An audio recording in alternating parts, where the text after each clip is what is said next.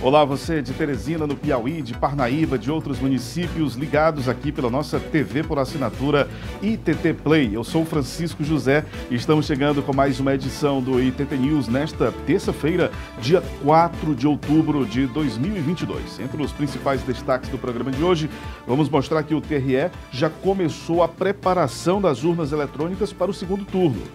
Desembargador Ilo Almeida é eleito presidente do Tribunal de Justiça do Estado do Piauí. Primeiros testes de vacina brasileira terão 400 voluntários. E ainda, INSS segue com inscrições abertas para concurso até esta terça-feira. Vamos falar também sobre o cenário brasileiro para o segundo turno das eleições 2022. Essas e muitas outras notícias agora no seu ITT News.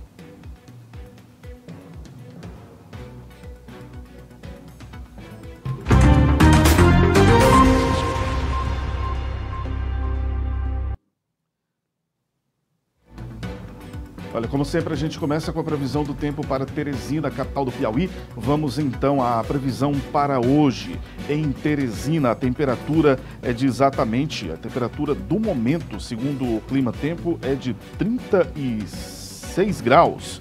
A temperatura do momento na capital piauiense, há uma variação. Hoje, na verdade, está muito quente. A máxima prevista é de 38 graus para esta tarde de terça-feira na capital do Piauí, que tem registrado temperaturas altas. 37 graus no momento, de acordo com o Clima Tempo, é a previsão para Teresina, capital do Piauí. Vamos falar agora sobre política. Segundo turno está aí, eleições de 2022 no cenário nacional, a disputa entre o presidente Jair Bolsonaro e o ex-presidente Lula segue para a decisão no dia 30 de outubro. E a pergunta que fica é exatamente o que esperar deste segundo turno, quais são as abordagens, enfim, como devem se comportar os protagonistas dessa eleição de segundo turno no Brasil, uma das mais disputadas nos últimos tempos. Para me ajudar nessa reflexão, é com muito prazer que eu conto hoje com a participação aqui no ITT News do cientista político Robson Carvalho. Ele está em Natal, mas também está sempre em Brasília, tem atividades profissionais na capital federal, especificamente nesta terça-feira está em Natal, no Rio Grande do Norte, para nos ajudar direto de lá, ao vivo, com essa reflexão. Ô Robson, primeiro, seja bem-vindo aqui ao nosso ITT News, e eu gostaria de começar essa conversa com você para a gente falar sobre o assunto mais discutido nessas últimas 48 horas após a eleição, que é exatamente as pesquisas que divergiram bastante nesse ano. O que aconteceu, hein, Robson, em relação às pesquisas? Obrigado pela oportunidade de conversar com você, Francisco José, e ouvintes, telespectadores que nos acompanham pelo ITT News. Em relação especificamente às pesquisas, aquilo que a gente comumente fala, né, que pesquisa é retrato de momento. Há que se relatar que, em relação a expectativas, havia expectativas dos dois lados. Tanto havia uma divulgação por parte do atual presidente Jair Bolsonaro de que ele ganharia no primeiro turno, como havia uma expectativa, não por parte da campanha e do próprio presidente Lula, porque isso até em debates foi dito, né, já se considerava o segundo turno, mas boa parte da militância considerava que a eleição poderia terminar no primeiro turno. Mas, quando se considera o mapa do Brasil, não se dá para afirmar de uma maneira absolutamente generalizada de que houve um erro total e completo das pesquisas. Quando se observa o percentual que algumas pesquisas como o Datafolha, IPESP e algumas outras, BTG Pactual, acreditavam em relação ao percentual do presidente Lula, nós temos, em alguns casos, até considerando a margem de erro, né, que a pesquisa estava dentro daquilo que foi apurado nas urnas. Por outro lado, em relação ao percentual do atual presidente que concorre à reeleição, Jair Bolsonaro, houve um erro de percepção das pesquisas em relação ao que foi apurado nas urnas, mas não houve distância no que diz respeito à votação no Norte, no Nordeste do Brasil e nem no Centro-Oeste. Houve, na verdade, digamos assim, uma houve de fato digamos, um erro de análise no que diz respeito ao estado de São Paulo considerado como um todo, porque na capital, por exemplo, você teve, como diziam as pesquisas, a vitória de Haddad, candidato ao governo pelo Partido dos Trabalhadores, né, nessa eleição verticalizada, né, e foi para o segundo turno o Tarcísio, também com ele, né, e houve também a vitória do ex-presidente Lula em São Paulo, na Grande São Paulo. Essa grande diferença na expectativa que se tinha de que a eleição pudesse acabar no primeiro turno, e faltou pouco, menos de 2%, menos de 2 pontos percentuais, essa grande diferença foi tirada no estado, no interior do estado de São Paulo, né? E uma diferença mais alargada de vitória do presidente do Rio de Janeiro, né? Entre algumas questões mais concentradas na região sudeste. Daí foi o que deu esse resultado final das pesquisas. Mas a reflexão é que, de todo modo, o presidente Lula derrotou o Bolsonaro no primeiro turno com mais de 3 milhões de votos, né? E as campanhas agora se reorganizam seguindo rumo a um segundo turno. No seu entendimento, de acordo com a sua leitura como cientista político, segundo turno zera tudo? É um recomeço de campanha? Não há... presidente Lula, por exemplo, que teve uma vantagem, como você destacou, de mais de 3 milhões de votos. Essa vantagem ela agora está nivelada com Bolsonaro? Ele, né, é uma campanha que começa do zero, ou algum dos candidatos, Bolsonaro ou Lula, seguem em vantagem? Qual é a leitura que você faz? Matematicamente, a vantagem é do ex-presidente Lula, né, que larga no segundo turno com mais de 6 milhões de votos de diferença, né, à frente do atual presidente Bolsonaro. Nunca na história desse país você teve uma situação onde o presidente da República larga perdendo na eleição de segundo turno. E agora você fez uma pergunta muito importante, né, se é uma nova eleição. Não é uma nova eleição do ponto de vista de que o que está em jogo, o que está em discussão, são valores, são ideias, são visões do mundo, de humanidade e de país que já vem em discussão há muito tempo. E a maioria da parcela da população brasileira disse sim ao ex-presidente Lula em relação ao presidente Bolsonaro, no que diz respeito à necessidade de mudar, né? Esse recado foi dado pelas urnas com um percentual de 6 milhões de votos a mais. Agora, o que é que nós temos?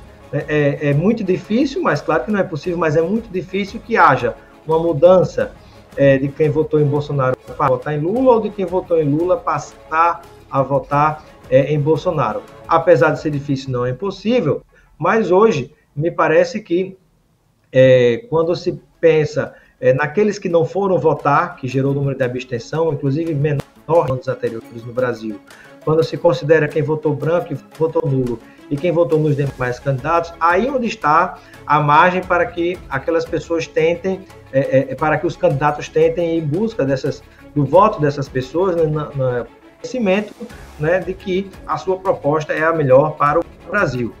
Obviamente, um esforço muito maior deve se tentar ser feito atual presidente da República, que enfrentará mais dificuldades do que o ex-presidente Lula.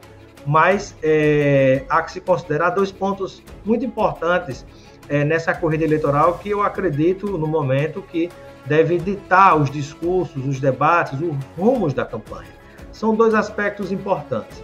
O primeiro deles é a economia e o segundo deles é a pauta de costumes. Por incrível que pareça, em alguns momentos a pauta de costumes ela supera a economia. E quando eu falo da economia, eu falo da situação do povo brasileiro, da situação do bolso, do desemprego, da situação das pessoas em situação de muita dificuldade, daqueles que estão endividados. E às vezes, até que você esteja em relação às suas crenças, aos seus costumes, às vezes uma situação difícil que você esteja passando é superada por questões como essa. Então, a gente pode esperar que nessa campanha haja, inclusive, até provocações que não sejam nem racionais, não é? Como a gente observa coisas de fantasmas que se tenta ressuscitar do passado que não existem para provocar medo nas pessoas.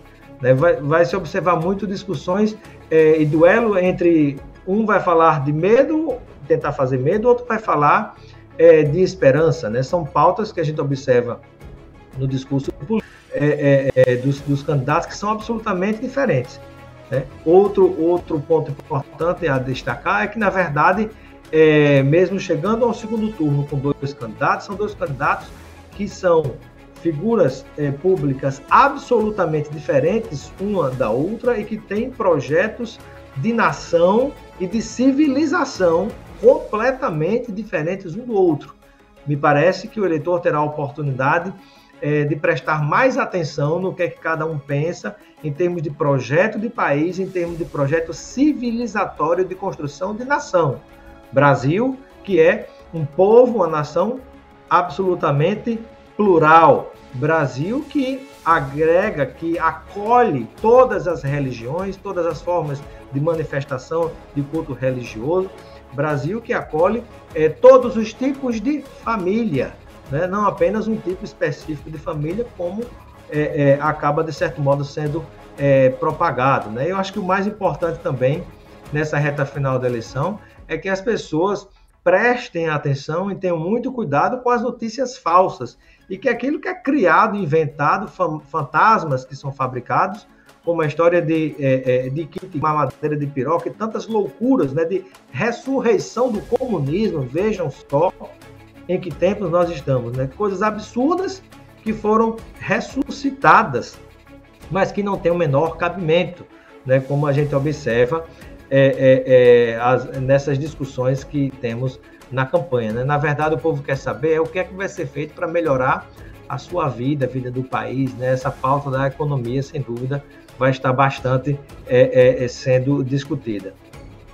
Ô, meu caro Robson, e só para a gente encerrar, os líderes, os governadores, enfim, as lideranças políticas dos estados serão bastante assediadas nos próximos dias, né? Nós já tivemos hoje o anúncio do governador de Minas Gerais, Romeu Zema, que seguirá com Bolsonaro neste segundo turno, mas tem figuras importantes como Simone Tebet, que foi uma candidata de destaque, ocupando a terceira posição e que também será, ontem mesmo, né, a presidente do PT, Gleisi Hoffmann, já afirmou que está em conversas já com a Simone Tebet, enfim, e muitas outras lideranças terão um papel de importância para este segundo turno, né? E nesse caso, especificamente da própria Simone Tebet, há um fator muito importante, né, por ela representar um grande setor do agronegócio, que tem até o momento uma resistência ainda ao ex-presidente Lula, mas são setores, não é todo o setor do agronegócio, e foi, inclusive, um dos tópicos que fez com que houvesse a votação no interior de São Paulo, por exemplo, em algumas regiões, como o Centro-Oeste, outros lugares onde há a predominância do agronegócio, né, que se posicionou favorável ao atual presidente da República. E há que se refletir também sobre o seguinte: uma coisa é o apoio de governadores declarados a um presidente, de senadores declarados a um candidato a presidente.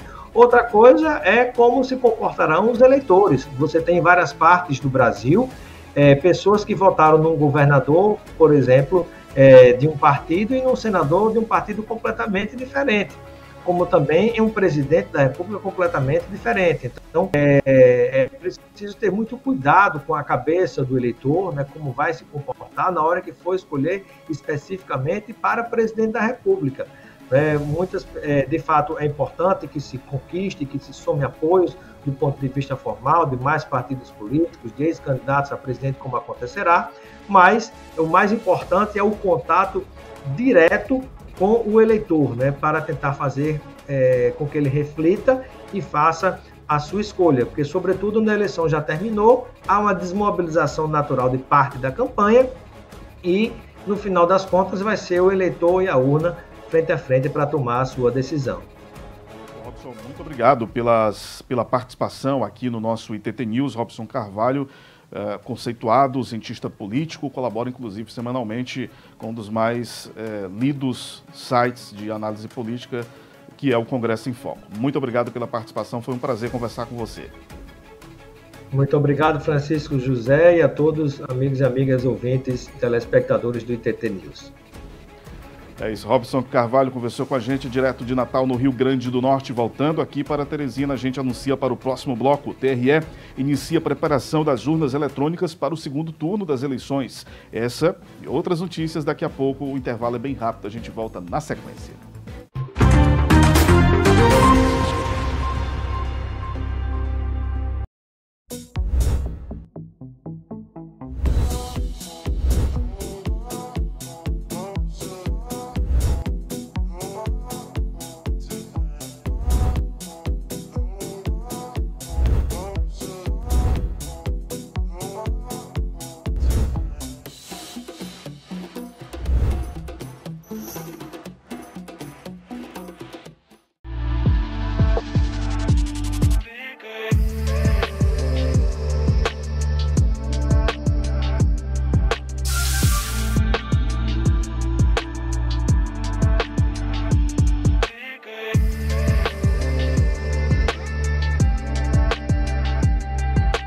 Venha viver uma experiência única na pousada Barra del Mundo.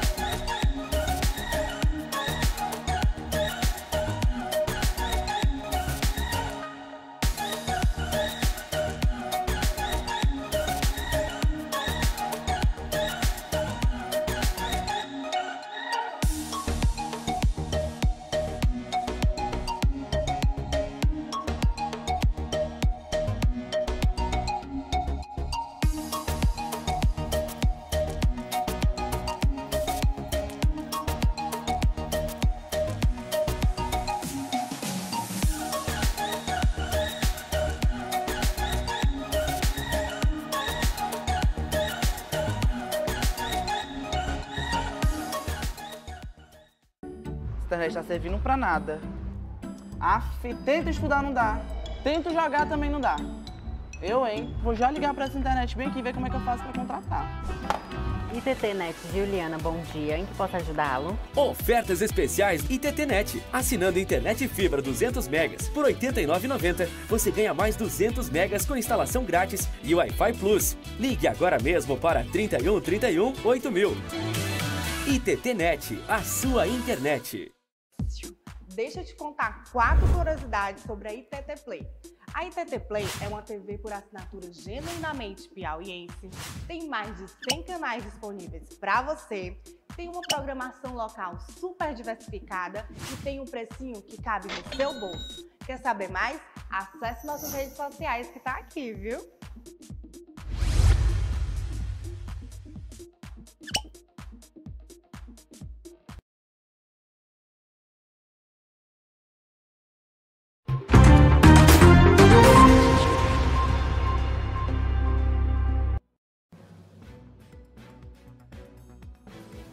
ITT News de volta para você que acompanha, para assinantes da ITT-Net em Teresina. Na sua TV por assinatura você assiste através da plataforma ITT Play o nosso programa, mas também tem uma série de conteúdos todos os dias, tá, para você. E detalhe, 24 horas. Ó, tem o QR Code aqui do lado.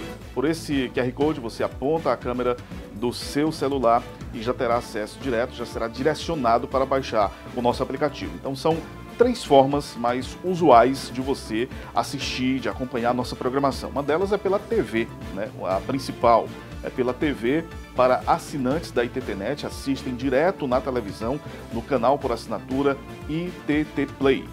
Bom, além disso temos o nosso app, também ITT Play, o mesmo nome, a mesma marca, é bem fácil de você identificar. Você consegue assistir a nossa programação ao vivo 24 horas no seu celular e tem ainda o nosso canal no YouTube ITT Play. Então são essas as 3 principais formas de você acompanhar o nosso programa. Vamos com a previsão do tempo para Parnaíba. litoral do Piauí. Neste exato momento, Parnaíba, de acordo com o clima-tempo, registra a temperatura de 36 graus. 36 graus, temperatura mínima e máxima bem mais amena do que a registrada em Teresina nesta terça-feira. A gente segue agora falando ainda sobre eleições 2022. O Tribunal Regional Eleitoral do Estado do Piauí iniciou o processo de preparação das urnas eletrônicas já para o segundo turno das eleições 2022, que será no próximo dia 30 de outubro. De acordo com as informações que foram divulgadas pelo Tribunal Regional Eleitoral, esse trabalho é de fato iniciado de maneira muito prévia, porque é uma grande logística preparada para atender a todo o estado do Piauí, que volta às urnas no próximo dia 30 para a escolha, para a definição do presidente da República. A tendência é que seja uma eleição bem mais rápida, já que o eleitor terá apenas que votar em uma opção, que é a de presidente da República. Então, todo esse processo de preparação de logística das urnas eletrônicas que serão utilizadas no segundo turno das eleições no próximo dia 30 de outubro já começou. Após a votação do último domingo, os equipamentos foram enviados aos cartórios eleitorais, onde devem ficar armazenados até o retorno aos locais de votação. O secretário de Tecnologia de Informação do TRE, Anderson Lima, explicou que até a segunda quinzena de outubro as urnas devem passar por um processo de preparação para as eleições, para a votação de segundo turno que ocorrerá no próximo dia 30 de outubro.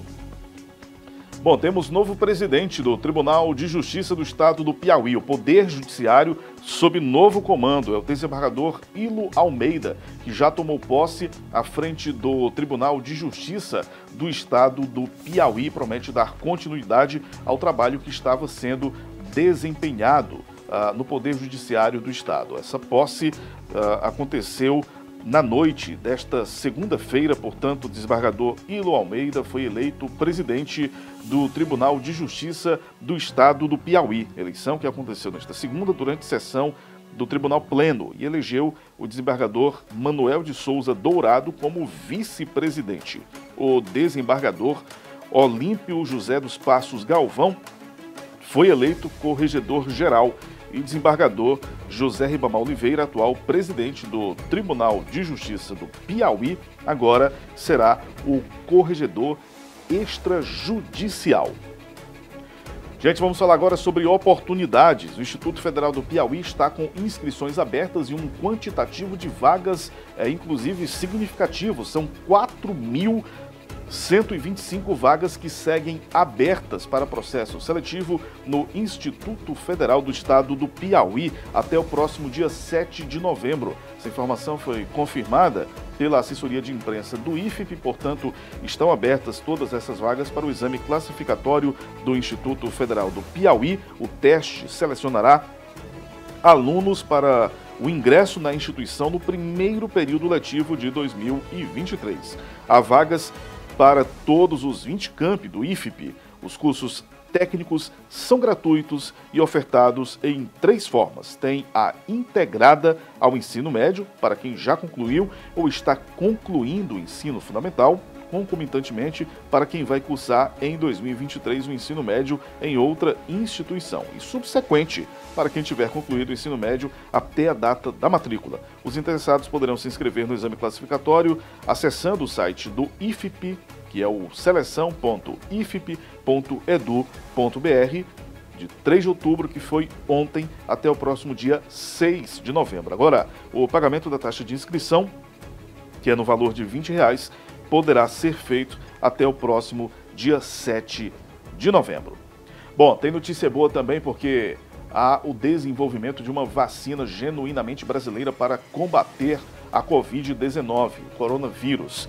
E os primeiros testes da vacina, houve um anúncio de que 400 voluntários já estão disponíveis para a realização destes primeiros testes da vacina brasileira contra a Covid-19. Uma notícia importante para a gente continuar combatendo esse inimigo que tirou tantas pessoas do nosso meio. Os testes clínicos da vacina Spintec contra a Covid-19, que é desenvolvida por pesquisadores do CT Vacinas da Universidade Federal de Minas Gerais e pela Fundação Oswaldo Cruz vão começar com um grupo de 432 voluntários, segundo detalhes que foram divulgados hoje, após a aprovação de experimentos pela Agência Nacional de Vigilância Sanitária, a Anvisa. Segundo a Fiocruz, os ensaios clínicos começam assim que a Comissão Nacional de Ética em Pesquisa revalidar a aprovação concedida anteriormente, o que é necessário para contemplar as recomendações que foram apresentadas no parecer da Anvisa. A vacina Spintec tem tecnologia diferente das 4 vacinas contra a Covid-19 que estão sendo usadas até agora no Brasil, que é a Coronavac, a AstraZeneca, Pfizer e também a vacina da Janssen.